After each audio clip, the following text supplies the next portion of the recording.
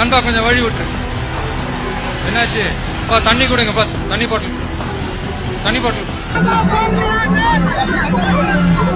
கொஞ்சம் அந்த வழி விட்டீங்கன்னா அந்த ஆம்புலன்ஸுக்கு அவங்களுக்கு கூட்டிட்டு போகணும். அந்த வழி விட்டுருங்க.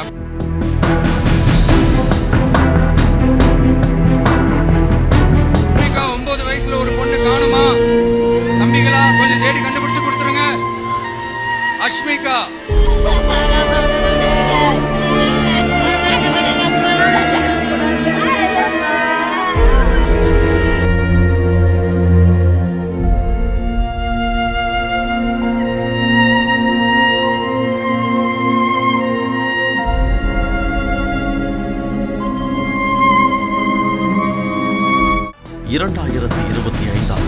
செப்டம்பர் 27 கடைகட்டி இருந்தது கரூர். நடிகரும் தமிழக வெற்றிக் கழகத்தின் தலைவருமான விஜய் தனது மக்கள் சந்திப்பு நிகழ்ச்சிக்காக கரூருக்கு வருவதாக அறிவிக்கப்பட்டிருந்ததுதான் அத்தனை ஆரவாரத்திற்கும் காரணம். நண்பகல் 12 மணிக்கு கரூரில் விஜய் பரப்புரை செய்வார் என தாவேகாவின் அதிகாரப்பூர்வ எக்ஸ் பக்கத்தில் அறிவிக்கப்பட்டிருந்தது. ஆனால் இரவு 7 மணிக்கு மேல்தான் கரூருக்கு வந்து சேர்ந்தார் விஜய். திரும்பிய திசையெங்கும் மனித தலைகள் மட்டுமே தெரிய கரூரின் சாலைகள் விழி பிதுங்கி போயிருந்தன.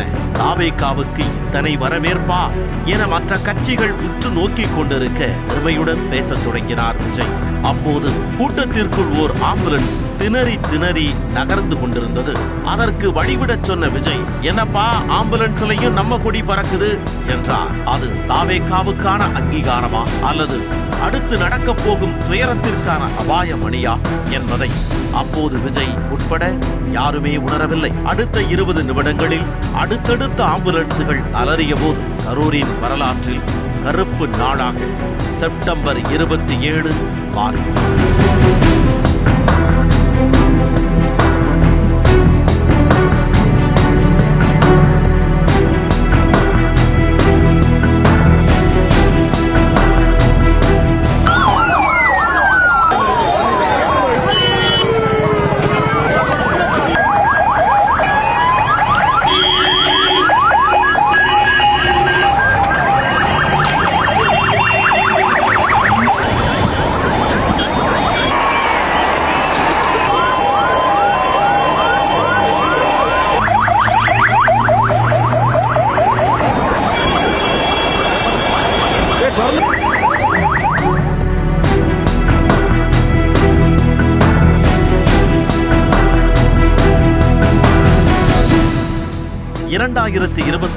ஆண்டு பிப்ரவரி மாதம் 2ஆம் தேதி தமிழக வெற்றிக் கழகத்தை தொடங்கிய விஜய் விக்கிரவாண்டியில் முதல் மாநில மாநாட்டையும் மதுரையில் 2வது மாநில மாநாட்டையும் நடத்தினார். அதையடுத்து 2026ஆம் ஆண்டு சட்டப்பேரவை தேர்தலை மனதில் கொண்டு 2025ஆம் ஆண்டு செப்டம்பர் மாதத்தில் இருந்து மக்கள் சந்திப்பை நடத்தப் போவதாக தாவேகா அறிவித்தது. அதன்படி 2025ஆம் ஆண்டு செப்டம்பர் 13ஆம் தேதி திருச்சியில் தனது முதல் மக்கள் சந்திப்பை நடத்தினார் விஜய். அப்போதே அந்த நிகழ்ச்சி குறித்த வியப்பும் விமர்சனமும் ஒரு சேர வெளிப்பட்டது. திருச்சி விமான நிலையத்தில் வந்திறங்கிய விஜய் மக்கள் கூட்டத்தில் நீந்தியபடி தான் பேச வேண்டிய இடமான மரக்கடைக்கு வந்து சேர கிட்டத்தட்ட 5 மணி நேரமானது. விஜய்க்கு இத்தனை வரவேற்பா என்கின்ற ஆச்சரியமும், ஒரு அரசியல் நிகழ்வுக்கு மக்களை இப்படி அவதிப்படுத்த வேண்டுமா என்கின்ற ஆதங்கமும் அப்போது விவாத பொருளானது. அன்று விஜயை பார்ப்பதற்காக மரங்கள், உயரமான கட்டடங்கள் என பல இடங்களில் அபாயகரமான முறையில் ஏறி நின்ற தாவேகா தொண்டர்களை குறித்த அச்சத்தை அரசியல் நோக்கர்கள் வெளிப்படுத்தினர். முதற்கட்டமாக நடைபெற்ற திருச்சி அரியலூர் பரப்புரையை தொடர்ந்து செப்டம்பர் 20ஆம் தேதி நாகப்பட்டினம் மற்றும் திருவாரூரில் நடைபெற்ற மக்கள் சந்திப்பு கூட்டங்களில் பங்கேற்றார் விஜய். 3வது கட்ட மக்கள் சந்திப்பை நடத்துவது என முடிவெடுத்த போது கரூர் அந்த பட்டியலில் இல்லை. சென்னை மற்றும் திருவள்ளூரில் தான் மக்கள் சந்திப்பு கூட்டங்கள் நடைபெறும் என்று முதலில் அறிவிக்கப்பட்டது. பின்னர் சேலம் மற்றும் நாமக்கல் என்று மாற்றப்பட்டது. அதுவும் மாறி நாமக்கல் மற்றும் கரூர் என உறுதியான போது அந்த பகுதி தாவேகா தொண்டர்கள் உற்சாகமடைந்தனர். நாமக்கல்லில் பரப்புரை கூட்டம் நடைபெறும் இடம் இறுதியான போது கரூரில் இழுத்துக்கொண்டே போனது. கரூரில் லைட் ஹவுஸ் கார்னர் அல்லது உழவர் சந்தை ஆகிய 2 இடங்களில் ஏதேனும் ஒரு இடத்தை தங்களுக்கு ஒதுக்குமாறு காவல்துறையின் அனுமதி கேட்டு தாவேகாவினர் கடிதம் வழங்கினர். கூட்டத்திற்கு 10,000 பேர் வரை வருவார்கள் என்றும் தாங்கள் தேர்ந்தெடுத்துள்ள இடங்களில் 60,000 பேர் வரை நிற்கலாம் என்றும் அந்த கடிதத்தில் தாவேகாவினர் குறிப்பிட்டிருந்தனர். ஆனால் அந்த பகுதிகளில் அவ்வளவு பெரிய மக்கள் கூட்டத்தை சமாளிக்க முடியாது என்பதால் பரப்புரை கூட்டத்தை அங்கே நடத்த காவல்துறை அனுமதி மறுத்துவிட்டது. அதற்கு பதிலாக கரூர் வேலுச்சாமிபுரத்தில் கூட்டத்தை நடத்திக் கொள்ளலாம் என்று காவல்துறை தரப்பில் சொல்லப்பட்டது. தாங்கள் கேட்ட 2 இடங்களில் ஏதேனும் ஒரு இடத்தை தர வேண்டுமென தாவேகா மீண்டும் கடிதம் கொடுக்க காவல்துறை மீண்டும் அதனை நிராகரித்தது. வேறு வழியின்றி கரூர் ஈரோடு சாலை வேலுச்சாமிபுரத்தில் நாளை மதியம் 12 மணி அளவில் தமிழக வெற்றி கழகத்தின் தலைவர் அவர்கள் மக்களை சந்திக்க இருக்கிறார் என்பது தெரிவிச்சு. வேலுச்சாமிபுரத்திலேயே தங்கள் பிரச்சார கூட்டத்தை நடத்த தாவேகா சம்மதித்தது. பரப்புரைக்கு 2 தினங்களுக்கு முன்பு அனுமதி கோரி அடுத்த நாளே அனுமதி தரப்பட்ட நிலையில் அவசர கதியில் ஏற்பாடுகள் நடைபெற்றன. செப்டம்பர் மாதம் 27ஆம் தேதி முடிந்தது. அன்று காலை 8:45 மணிக்கு நாமக்கல்லிலும் நண்பகல் 12 மணிக்கு கரூரிலும் விஜய் பிரச்சாரம் மேற்கொள்வார் என்று அறிவிக்கப்பட்டிருந்தது. அதனால் தாவேகா தொண்டர்களும் பொதுமக்களும் காலை 7 மணி முதலே நாமக்கல்லில் குவியத் தொடங்கினர். ஆனால் சென்னையில் உள்ள தனது வீட்டில் இருந்தே 8 மணிக்கு தான் புறப்பட்டார் விஜய். தனி விமானத்தில் விஜய் பயணித்தாலும் கூட திருச்சி சென்று அங்கிருந்து சாலை வழியாக நாமக்கல் செல்ல குறைந்தபட்சம் 3 மணி நேரத்திற்கு மேலாகும். அதனால் 11 மணிக்கு மேல்தான் நாமக்கல்லில் பரப்புரை தொடங்கும் என்பது உறுதியானது. காலை 9:30 மணிக்கு திருச்சியை வந்தடைந்த விஜய் அங்கிருந்து சாலை வழியாக பயணிக்க தொடங்கினார். கிட்டத்தட்ட 85 கிலோமீட்டர் தொலைவில் பிரச்சாரக்களம் அமைந்திருந்தது. திருச்சி விமான நிலையத்தில் இருந்து காரில் பயணிக்க தொடங்கிய விஜய் வழியில் தனது பரப்புரை வாகனத்திற்கு மாறினார். திருச்சியில் இருந்து முசிறி தொட்டியம் வழியாக விஜய் நாமக்கல் செல்வதை அறிந்த தாவேகா தொண்டர்களும் பொதுமக்களும் விஜயை பார்ப்பதற்காக சாலையின் இரு மருகிலும் கூடி நின்றனர். அந்த நேரத்திலேயே கரூர் வேலுச்சாமிபுரத்தில் கூட்டம் கடைகட்டியிருந்தது. நண்பகல் 12 மணிக்கு கரூரில் விஜய் பேசுவார் என தெரிவிக்கப்பட்டிருந்ததால் ஏறு வயலையும் பொருட்படுத்தாமல் மக்கள் அங்கு குவிய தொடங்கினர். அதே சமயம் காலை 7 மணி முதலே நாமக்கல்லில் கூடியிருந்த மக்கள் விஜய்க்காக கால்கெடுக்க காத்திருந்தனர். ஒரு வழியாக விஜயின் பிரச்சார வாகனம் நாமக்கல்லை தொட்டபோது பிற்பகல் மணி 2. குறிப்பிட்ட நேரத்தை காட்டிலும் 5 மணி நேரம் தாமதமாகவே பரப்புரை களத்திற்கு வந்தார் விஜய். தாமதமாக வந்ததற்கு மக்களிடம் மன்னிப்பு கோரிய விஜய் தமது உரையை தொடங்கினார். ஆரம்பத்திலேயே மைக்கில் தொழில்நுட்ப கோளாறு ஏற்பட்டது. அங்கு கிட்டத்தட்ட 18 நிமிடங்கள் ஆவேசமாக பேசிய விஜய் நல்லதே நடக்கும் என்று சொல்லி நாமக்கல்லில் தனது பரப்புரையை முடித்துக் கொண்டு கரூரை நோக்கி புறப்பட்டார். ஒரு கை பார்த்தலாம், சத்தியமா சொல்றேன். நானும் ஒரு 2-3 வாரத்துக்கு முன்னாடி என்னமோ ஏதோ நினைச்சேன். பார்த்தலாம், சத்தியமா பார்த்தலாம். கான்பிடண்டா இருங்க மக்களே, நல்லதே நடக்கும், வெற்றி நிச்சயம். மீண்டும் சந்திக்கும் வரை நன்றி, வணக்கம். அதுவரை அங்கு கூடியிருந்த தொண்டர்கள் மற்றும் மக்கள் கூட்டத்தில் ஒரு பகுதி அப்படியே விஜயை பின்தொடர தொடங்கியது. விஜயின் பரப்புரை வாகனத்திற்கு பின்னால் 2 சக்கர வாகனங்கள், கார்கள் என நூற்றுக்கணக்கான வாகனங்கள் கரூர் நெடுஞ்சாலையில் சாறை சாறையாக வரத் தொடங்கின. அதே சமயம் கரூரில் 3 மணி நேரத்திற்கு மேலாக விஜயை பார்ப்பதற்கு காத்துக் கொண்டிருந்த தொண்டர்கள் தாகத்தால் தவித்துக் கொண்டிருந்தனர். நின்ற இடத்தில் இருந்து நகர்ந்தால் எங்கே தங்களது இடம் பறிபோய் விடுமோ என்ற அச்சத்தில் சோறு தண்ணீர் இன்றி சோர்ந்து போயிருந்தது அந்த கூட்டம். காலை முதலே வெயிலில் காத்து கிடந்ததால் அவர்களுக்கு ஏற்பட்ட நீரிழப்பு பேரிழப்பை ஏற்படுத்த போகிறது என்பதை அப்போது யாரும் உணரவில்லை. பொதுவாக அரசியல் கூட்டங்களில் ஆண்களின் தலைகளே அதிகம் தென்படும். ஆனால் தாவேகா கூட்டங்களுக்கு சிறாரையும் பெண்களையும் ஈர்த்து வந்தது விஜயின் சினிமா காட்சி. குழந்தைகளையும் அழைத்துக் கொண்டு குடும்பமாக கூடியிருந்த மக்கள் அரசியலில் நுழைந்த தங்களது ஆதர்ச நாயகனை காண கடும் வெயிலையும் பொருட்படுத்தாது காத்திருந்தனர். நேரம் ஆக கூட்டம் கூடிக்கொண்டே போனது. எள் போட்டால் எண்ணெயாகும் அந்த கூட்டத்திற்குள் குழந்தைகளோடு நின்று கொண்டிருந்தவர்களை கண்ட செய்தியாளர்கள் சிலர் அவர்களை அங்கிருந்து வெளியேறிவிடுமாறு எச்சரித்தனர். ஆனால் எப்படியாவது விஜயை பார்த்துவிட வேண்டும் என்கின்ற எண்ணத்துடன் வந்திருந்தவர்கள் அங்கிருந்து அகல மறுத்தனர். பொதுவாக சனிக்கிழமைகளில் வேலுச்சாமிபுரத்தில் அதிக அளவில் மக்கள் கூடுவது வழக்கம். அந்த கூட்டம், அத்தோடு விஜய்க்காக வந்த கூட்டம் மற்றும் மாலை நேரத்தில் வேலை முடிந்து வந்த கூட்டம் என எல்லாம் ஒன்று சேர்ந்து கொள்ள நெரிசலில் தள்ளாடி கொண்டிருந்தது வேலுச்சாமிபுரம். காட்டாற்று வெள்ளம் போல அங்கு திரண்டிருந்த மக்களை கட்டுப்படுத்துவது என்பது கனவாகி போன நிலையில் மெல்ல மெல்ல கரூரை நெருங்கிக் கொண்டிருந்தார் விஜய். மாலை மங்கத் தொடங்கிய அந்த வேளையில் காலை முதல் அங்கு காத்திருந்தவர்கள் பசியாலும் தாகத்தாலும் சோர்வின் உச்சத்தில் இருந்தனர். நின்ற இடத்தில் இருந்து அரை சென்டிமீட்டர் கூட நகர முடியாத அளவுக்கு ஒவ்வொருவரை சுற்றிலும் மனிதர்களே அரண்களாக ஆக்கிரமித்திருந்தனர். அதனால் அங்கிருந்து வெளியேறிச் சென்று தாகம் தனித்து விட்டோ பசியாறி விட்டோ வரலாம் என்பது சாத்தியமே இல்லை என்பது எல்லோருக்கும் தெரிந்திருந்தது. அதனால் விஜயின் வருகைக்காக தங்கள் விரதத்தை தொடர்ந்தனர். நாமக்கல்லில் இருந்து 40 கிலோமீட்டர் தூரத்தில் இருக்கிறது கரூர். அதிகபட்சம் 1 மணி நேரத்தில் கடந்து வந்துவிடக்கூடிய அந்த தொலைவை விஜயின் பரப்புரை வாகனம் கடக்க 4 மணி நேரம் பிடித்தது.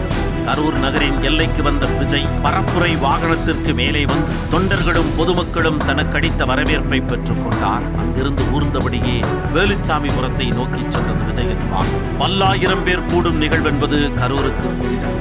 ஆண்டுதோறும் வைகாசி மாதத்தில் பிரசித்தி பெற்ற மாரியம்மன் திருவிழா கரூரில் வெகு விமர்சையாக நடைபெறும். அந்த காலகட்டத்தில் தமிழ்நாட்டின் பல்வேறு பகுதிகளில் இருந்தும் மக்கள் கரூருக்கு வருவது வழக்கம். அப்போதுதான் மிகப்பெரிய மக்கள் திரளை கரூர் நகரம் எதிர்கொண்டது. 10 நாட்களுக்கு மேல் நடைபெறும் அந்த விழாவில் கம்பம் விடும் நிகழ்வையும் வான வேடிக்கையையும் காண பல்லாயிரம் பேர் கூடுவார்கள். ஆனால் தாவேகா கூட்டத்தின் போது கரூர் மட்டுமல்லாது பக்கத்து மாவட்டங்களில் இருந்தும் ஏராளமானோர் ஒரே நேரத்தில் ஒரே இடத்தில் குவிந்தது கரூரை சம்பிக்க வைத்தது. அப்படியான கூட்டத்திற்குள் ஊர்ந்து ஒரு வழியாக 7 மணி அளவில் வேலுச்சாமிபுரத்திற்குள் நுழைந்தார் விஜய். அறிவிக்கப்பட்டதை விட 7 மணி நேரம் தாமதமான நிலையில் நாமக்கல்லில் இருந்து அவரை பின்தொடர்ந்து வந்த மற்றொரு மக்கள் திரளும் பரப்புரை களத்திற்குள் புகுந்தது. வழக்கமாக தனது மக்கள் சந்திப்பு களங்களுக்கு வரும்பொழுது பரப்புரை வாகனத்திற்குள் விளக்கை எரிய விட்டபடிதான் வருவார் விஜய். ஆனால் ஏனோ அன்று விளக்கு அணைந்திருந்தது. அதனால் வாகனத்திற்குள் அமர்ந்திருந்த விஜயை பொதுமக்களால் பார்க்க முடியவில்லை. எப்படியாவது விஜயை பார்த்துவிட வேண்டும் என்ற ஆவலில் பரப்புரை வாகனத்தை நோக்கி மக்கள் கூட்டம் முன்னேறத் தொடங்கியது. குறுகிய கால்வாய்க்குள் நீரை கிழித்துக் கொண்டு பயணிக்கும் படகை போல விஜயின் பிரச்சார வாகனம் மக்கள் வெள்ளத்திற்குள் நுழைந்து அந்த வாகனத்திற்கு வழிவிடுவதற்காக சாலையின் இருபுறமும் அதிக அழுத்தத்தில் விலகத் தொடங்கியது கூட்டம். அதே சமயம் விஜயின் வாகனத்தை பின் தொடர்ந்து வந்த கூட்டம் ஏற்கனவே கூடியிருந்த மக்கள் திரளோடு சேர்ந்தது. அப்படி ஒரு குறுகிய இடத்திற்குள் வந்து குவிந்த 100கணக்கானோர் ஒதுங்க இடமின்றி ஒரு மனித சுழலுக்குள் சிக்கிக் கொண்டனர். எங்கும் வெளியேற வழியில்லாத சூழல், நாற்புறமும் அடைவிட்ட நிலையில் மக்கள் தவித்துக் கொண்டிருப்பதை அறியாமல் முன்னோக்கி நகர்ந்தது விஜயின் பரப்புரை வாகனம். அந்த நெருக்கடியை தாழ முடியாமல் சிலர் அருகில் இருந்த மரங்கள் மற்றும் கடைகளின் கூரைகளில் ஏறத் தொடங்கினர். அப்படி ஏறிய ஒரு சிலர் தப்பித்துக் கொள் அந்த முயற்சியில் தோற்று கீழே விழுந்தவர்கள் பெரும் கூட்டத்தின் கால்களுக்கு கீழே சிக்கிக் கொண்டனர்.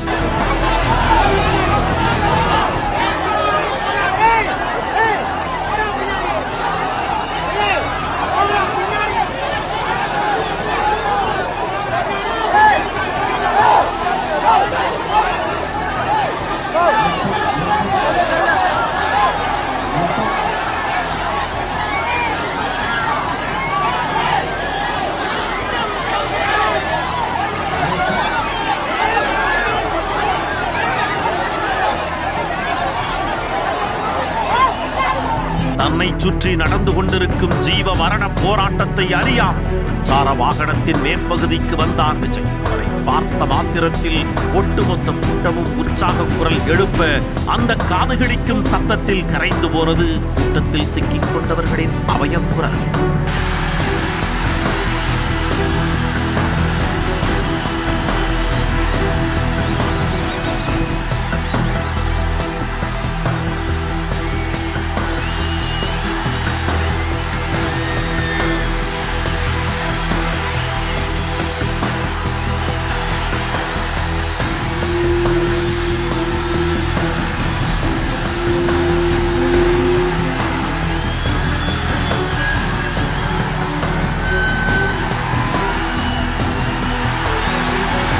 கிட்டத்தட்ட 2 நிமிடங்கள் அந்த இரைச்சல் முடிந்து போகும்.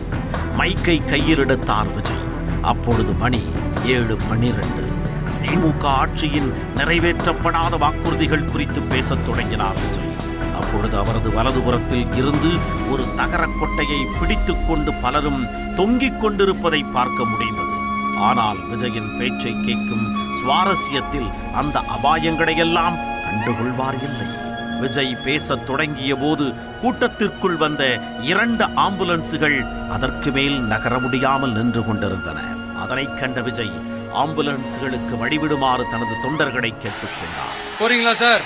போயிடுங்க. அதான் கேட்டேன், அப்பவே கேட்டேன், போயிடுங்க நண்பா, கொஞ்சம் வழி விட்டுருங்க. என்னப்பா ஆம்புலன்ஸ்ல நம்ம கூடி இருக்குது. ஒருபுறம் ஆம்புலன்ஸுகள் நகர்ந்து கொண்டிருந்த போதுதான் மறுபுறம் கூட்ட நெரிசலில் சிக்கி மயங்கி விழுந்தது விஜய்க்கு தெரிய வந்தது. என்னாச்சு?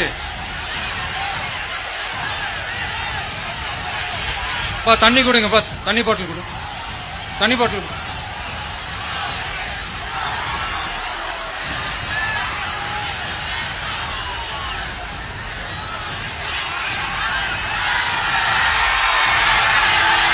உடனே தன்னிடம் இருந்த தண்ணீர் பாட்டில்களை கூட்டத்தை நோக்கி வீசினார் விஜய்.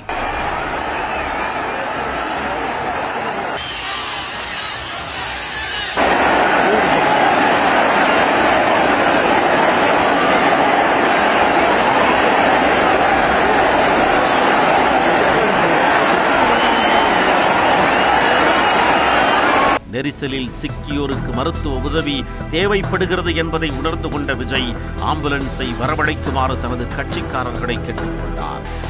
உடனே ஒரு ஆம்புலன்ஸ் கூப்பிட்டு.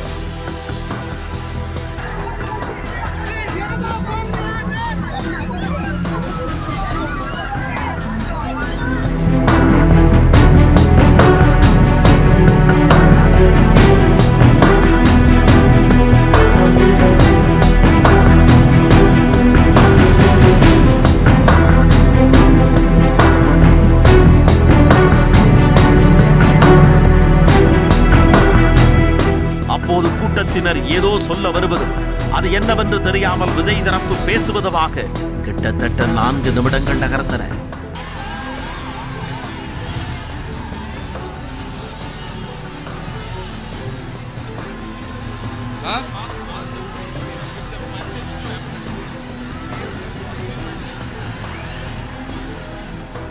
பின்னர் மீண்டும் தனது பேச்சை தொடர்ந்தார் விஜய். கரூரின் முக்கிய பிரச்சனைகள் குறித்து விஜய் பேசிக் கொண்டிருக்க மீண்டும் ஆம்புலன்ஸுகள் கூட்டத்திற்குள் வந்தன. கொஞ்சம் அந்த வழி விட்டீங்கன்னா அந்த ஆம்புலன்ஸுக்கு அவங்களுக்கு கூட்டிட்டு போகணும், அந்த வழி விட்டுருங்க அப்படியே. அவற்றுக்கும் வழிவிடுமாறு கேட்டுக்கொண்ட விஜய் பாட்டிலுக்கு 10 ரூபாய் என்று பாட்டு பாடி செந்தில் பாலாஜியை மறைமுகமாக கிண்டல் செய்தார். பாட்டிலுக்கு 10 ரூபா, பாட்டிலுக்கு 10 ரூபா, பாட்டிலுக்கு 10 ரூபா, பாட்டிலுக்கு 10 ரூபா, பாட்டிலுக்கு 10 ரூபா, பாட்டிலுக்கு 10 ரூபா, பாட்டிலுக்கு 10 ரூபா, பாட்டிலுக்கு 10 ரூபா. தனது பேச்சின் நிறைவாக காட்சி மாறும், அதிகாரம் கைமாறும் என்று விஜய் பேசிக் கொண்டிருந்த போது கூட்டத்திற்குள் நிலைமை கைமீறி போய்க் கொண்டிருந்தது. கிட்டத்தட்ட 18 நிமிடங்கள் பேசிய விஜய் தன் உரையை முடித்துக் கொண்டு விடைபெற்றார். அப்பொழுது 9 வயது சிறுமி ஒருவர் கூட்டத்திற்குள் காணாமல் போனதாக தகவல் வர அது குறித்து மைக்கில் அறிவித்த விஜய் அந்த சிறுமியை கண்டுபிடிக்க உதவுமாறு தனது தொண்டர்களை கேட்டுக்கொண்டார். அஷ்மிகா 9 வயசுல ஒரு பொண்ணு காணுமா? தம்பிகளா கொஞ்சம் தேடி கண்டுபிடிச்சு கொடுத்துருங்க. அஷ்மிகா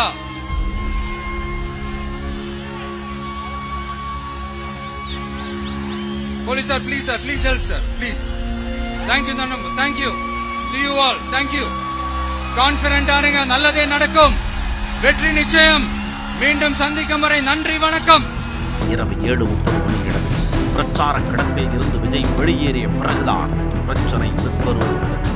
பெண்கள், குழந்தைகள் என கூட்ட நெரிசலில் சிக்கி பலர் பலியானதாக செய்திகள் வெளியாகத் தொடங்கின. நேரம் செல்ல செல்ல வரி எண்ணிக்கை அதிகரித்துக் கொண்டே போக தமிழ்நாடே கண்ணீருடன் கரூரை உற்று நோக்கிக் கொண்டிருந்தது.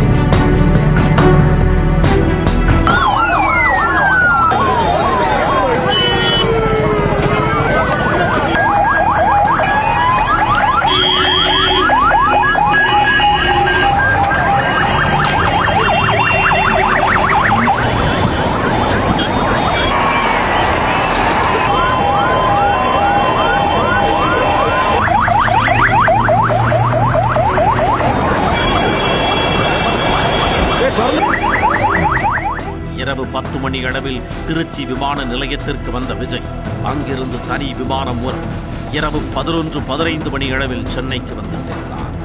கரூரில் விஜய் பேசத் தொடங்கிய 7:12 மணியில் இருந்து அவர் சென்னை திரும்பிய 11:15 மணிக்குள் இடைப்பட்ட 4 மணி நேரத்தில் எல்லா துயரங்களும் நடந்து முடிந்தது.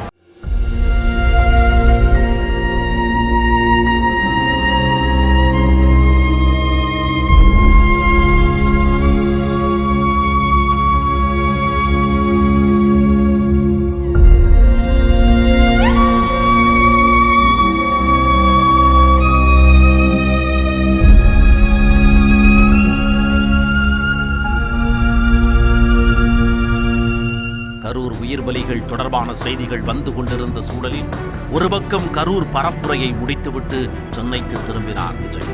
மறுபக்கம் முதலமைச்சர் மு.க. ஸ்டாலின் கரூருக்கு நேரில் சென்று உயிரிழந்தவர்கள் மற்றும் பாதிக்கப்பட்டவர்களின் குடும்பத்தினருக்கு ஆறுதல் சொன்னதோடு மீட்புப் பணிகளை ஆய்வு செய்து ஆலோசனைகள் கொடுத்தார்.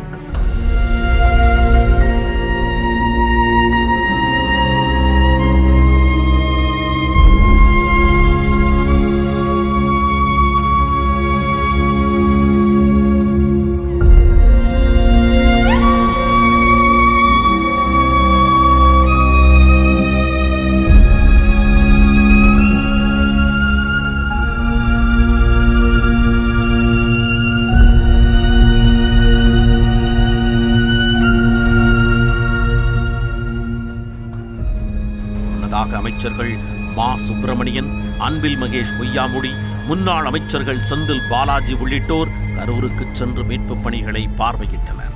மறுநாள் காலை வந்த செய்திகள் ஒட்டுமொத்த தமிழ்நாட்டின் கண்களில் கண்ணீர் பெருக வைத்தன. 9 குழந்தைகள், 19 பெண்கள், 13 ஆண்கள் என 41 பேர் உயிரிழந்ததாக அறிவிக்கப்பட்டது. தமிழ்நாட்டில் ஒரு அரசியல் கட்சியின் பரப்புரை கூட்டத்தில் அவ்வளவு பெரிய விபத்து நிகழ்ந்தது அதுவே முதல் முறை. 2 வயதை கூட எட்டாத தன் தம்பியின் குழந்தையை கூட்டத்திற்கு அழைத்துச் சென்று அவனை பறிகொடுத்த அத்தை குற்ற உணர்ச்சியால் குறுகி கிடந்ததையும், வாய் பேச இயலாத காது கேளாத மாற்றுத்திறனாளியான அந்த குழந்தையின் தாய் குற்றுயிராய் புலம்பிக் கொண்டிருந்ததையும் கண்டு கலங்காத கண்கள் இல்லை. அவங்க அத்தையை நம்பி காலையில அனுப்பிவிட்ட 3 மணிக்கு வந்தாங்க. வந்துருவாங்கன்னு அந்த கலாட்டில் பையன் உயிர் போயிடுச்சு. அவங்க அத்தைக்கு அடி எல்லாம் ஏறி மிதிச்சு எல்லாம் அடிபட்டு எல்லாம் காயமா இருக்கிறாங்க. ஜிஹெச்சில் சேர்த்துட்டாங்க. இவனை போஸ்ட்மார்ட்டம் பண்ணி தான் கொடுத்தாங்க.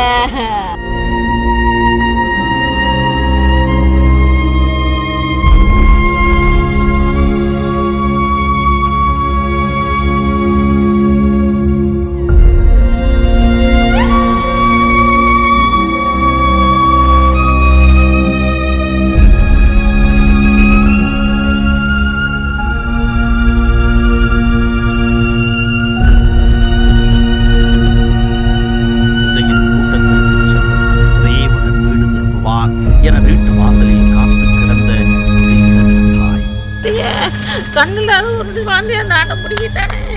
உரைக்கு வச்சு கொடுத்த காலேஜுக்கு போவானே சாமி. ஐயோ, மிளகா இருந்தால் பொறிக்கு போடுவான். அவன் தான் இந்த தங்கச்சி வாய்ந்தான் சாமி. 14 வருஷம் கழித்து விரதம் இருந்து பிறந்தான் சாமி. அம்மா, அப்பா.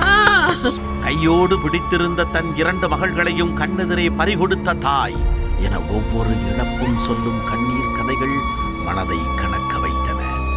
ஏமூர் எனும் கிராமத்தில் இருந்து தாவேகா கூட்டத்திற்கு வந்திருந்த 5 பேர் தங்கள் இன்னுயிரை இழந்திருந்தனர்.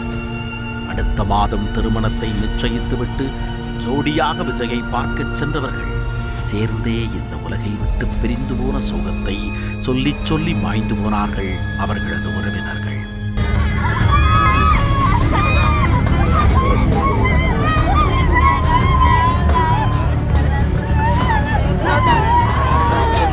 கரூர் கொடுந்துயருக்கு காரணம் இதுவென தாவேகா தரப்பு, ஆளுங்கட்சி, எதிர்க்கட்சி என எல்லோரும் ஆளுக்கொரு விளக்கம் கொடுத்தனர். கரூர் உயிர்பலி சம்பவம் தொடர்பாக முதலில் ஓய்வு பெற்ற நீதிபதி அருணா ஜெகதீசன் தலைமையில் ஒரு நபர் விசாரணை ஆணையத்தை அமைத்தது தமிழ்நாடு அரசு.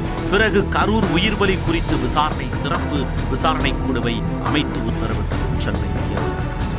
அந்த உத்தரவுக்கு எதிராக உச்சநீதிமன்றத்தில் வழக்கு தொடரப்பட்டது. அதன் நீட்சியாக கரூர் உயிர் பலி வழக்கை சிபிஐ விசாரிக்கும் என்று உத்தரவிட்ட உச்சநீதிமன்றம் ஓய்வு பெற்ற உச்சநீதிமன்ற நீதிபதி அஜய் ரஸ்தோகி தலைமையில் 2 IPS அதிகாரிகள் சிபிஐ விசாரணையை மேற்பார்வையிடுவார்கள், விசாரிப்பார்கள் என்றும் அந்த 2 அதிகாரிகள் தமிழ்நாடு பிரிவு IPS அதிகாரிகளாக இருக்கலாம், ஆனால் தமிழ்நாட்டை பூர்வீகமாக கொண்டவராக இருக்கக்கூடாது என்றும் உத்தரவிட்டது உச்சநீதிமன்றம். விஜய் அரசியலுக்கு வந்தபோது எந்த மாதிரி அரசியல் செய்ய வேண்டும் என்பதற்கு எடுத்துக்காட்டாக தாவேகா இருக்கும் என்று அவரது தொண்டர்கள் உற்சாகமாக சொல்லி வந்தனர். ஆனால் எந்த மாதிரி பரப்புரை நிகழ்ச்சியை திட்டமிட்டு விடக் கூடாது என்பதற்கு உதாரணமாக அமைந்துவிட்டது 4 மணி நேரத்தில் 41 உயிர்களை பலி வாங்கிய கரூர் துயர சம்பவம்.